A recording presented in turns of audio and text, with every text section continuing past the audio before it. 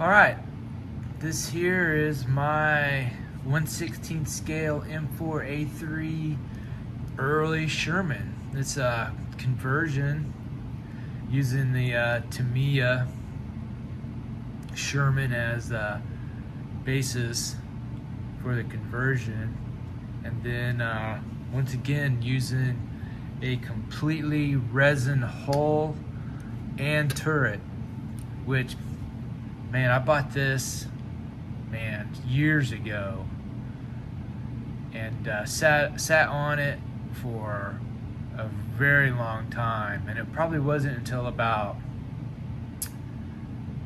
2017 or 2018 that I finally was able to get it together. Now, I did another VVS conversion before, and I sold that kit many years ago, and I always wanted another one. And since I had this resin hull and turret, I thought, well, I might as well bite the bullet and finally get it done. So the conversion part, I did the road wheels and the bogies, which I had already done before, and I knew that wasn't going to be too much of a problem. But getting this resin hull to mate to the Tamiya lower hull would be a problem. And I had a good buddy of mine actually do that conversion for me, and he did an excellent job. And it doesn't clip on like the stock Tamiya hull does to its upper hull to its lower hull. This actually has a pretty neat system where there's a bar back here you got to pull to release, and it's spring loaded, and you pull that back and you'll be able to take the hull off, which is pretty neat. I really don't want to get into all the conversion, all of that. I kind of want to keep this video short and simple and just talk about building the kit and going from there. The stock gearboxes have been replaced once again with ETO Armor gearboxes. So they're very little of this is actually Tamiya. I think the metal lower hull is about it. Some of the Pioneer tools and the electronics are Tamiya. Everything else is completely different. These are Tegan VVSS suspension and bogies, track, either wheel, drive sprocket. So, and once again, I've got these sprocket covers held on by magnets, which is actually a very good way to go.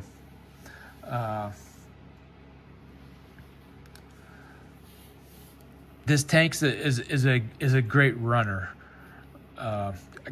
Getting the all the suspension lined up to where the track doesn't bind wasn't too difficult. I'd already done it before, and there's a pretty good article on a how-to conversion with this on RC Universe, where a guy does this to his Sherman, and it actually worked out pretty well. The as far as like detail parts and stuff goes, I did add the little armor patch right here, because this was like a known weak spot on these early Sherman turrets, where actually the casting wasn't as thick, right here by the loader. So those were actually, is this the gunner set here? Anyway, I can't remember. I'm not a Sherman expert. I do like building them, but a Sherman aficionado, I am not. With the IR, was able to go through the mantlet on this one and get the IR emitter going. The 30 cal is removable, and these hatches are removable so that you can actually get to the TBU base. So you can battle this thing, which is pretty cool. I always liked the Shermans when they had two machine guns, you know, a 30 cal and a 50. I always thought that was a good look. Pioneer tools are from the Tamiya kit. The little stowage back here on the back is from the Tamiya kit. 50 cal is from the Tamiya kit. The 30 is a resin job. It came with the turret. The decals they're not even Tamiya. They're aftermarket, and I want to say they're all painted. These are all maskings, and they're all painted. There's not even a decal on here. So I prefer painting if I can get away with it, to paint the national markings as opposed to laying a decal. Once again, this thing has, you know, it's a full option. It has flash, elevation, turret rotation. This one doesn't have recoil because just the nature of this turret, trying to fit a recoil in there would have been extremely difficult. So went without recoil, but it does have flash, you know, and all the motor sounds and everything. But this was a long project. I had this resin turret and hull. I can't even remember how many years I had it, but actually I had it for so long. There's actually a slight problem with the hull. I don't know if you can see it. It's not very noticeable. You have to like really look really hard, but because it's resin, and even though this was stored in a well-kept environment, steady temperature, no crazy temperature fluctuations, it still sagged right through here. You know, I don't know if you can see that, but right through there, there's a little bit of sag in the upper hull. Now it doesn't affect turret rotation or anything. All that is still good to go, and everything works. And it's just kind of one of those things about resin. And when the guy did when my buddy did the conversion of fitting this hull to the lower hull, he braced that, you know, so there's actually a piece of metal. You know what, let me see if I can't show you. You might get a better appreciation for it. It's kind of a little bit tricky, and it takes a little bit.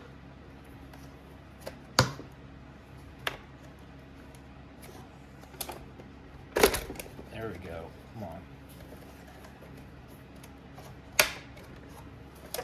There we go. So you see there's all the electronics. Turret rotation's a Hinlong unit, made it to a, you know, Hinlong turret gear. And here's some of that bracing to help prevent the sag. And it does have the whole machine gun flash. But so you pull this bar right here and see, and it's under spring tension. So you just gotta line up these screws with the hull, down here with the hole slot, and it'll mate just fine in there. It's got the speaker, so that did convert. I converted all these to Dean's connectors for the batteries, and when I could, I did it for the motors too. So you can see the Dean connectors for the motors. But yeah, it's got all Tamiya electronics in there, except for the Hinlong turret rotation. But DMD, MF units, all Tamiya. Even a Tamiya speaker. But he did all the mechanical work, and then I did the rest of the work, and came out pretty nice. Now it's just a little bit of a trick of getting it to line up and getting this thing to fit properly. But once it's on there, it's on there. It's not going to come off. We can pick the tank up by it. So, very well done conversion. In fact, this tank is already sold. Actually, my buddy who did all the conversion work wants it, so he's getting it back, I guess. But yeah, it came out really nice. It was a good battler, you know, on the battlefield with a short barrel. It's not going to hang up in a lot of obstacles or anything, and pretty quick. It wasn't very speedy, but still running metal tracks on it. I do have a set of plastic if you wanted to go that route, but I think if I remember right, these were actually Hinlong tracks, which will work with Tegan. So that all worked out. The only drawback though is these bogies, these road wheels, there's no bearings on there. So it's just kind of like metal on metal, not even a bushing, which is kind of a bad design with that. But you just keep them lubed, and I battled this thing for a couple of years and never had any problems. Just got to make sure you take some air, blow all the dirt and crud out of there as much as you can. Shoot some silicone lubricant in there, and they'll roll pretty well. See, look at that, not too terribly bad. Yeah, this was a good fun project. Really was. Came out looking nice. You know, it was fairly popular on the battlefield. You don't see a lot of the VVSS Shermans running around, and I just have too many tanks, not a place to store them, so it's kind of time to kind of thin out the collection. And unfortunately, this one is going to go. But the guys, my buddy had interest in it, and we settled on a price, and it was beneficial for both parties. But it was a pretty good tank. Like I said, you don't see a lot of these around. I mean, you see the Tegan ones, but I just don't think they perform as well. I mean, they do fine, but man, with this one with the ETO gearboxes and the Tamiya electronics, man, it's a tough combination to beat. I mean, you can get a lot of hours of enjoyment out of it. The only drawback, though, are these darn road wheels without any kind of bushing or bearings in them, which is a drawback, you know. And it'd probably even gain a little bit more speed. Be less friction. But yeah, that's the early M4A3 Sherman 116 build. I hope you like it, and if you think about it, Give it a like and leave a comment. Thanks.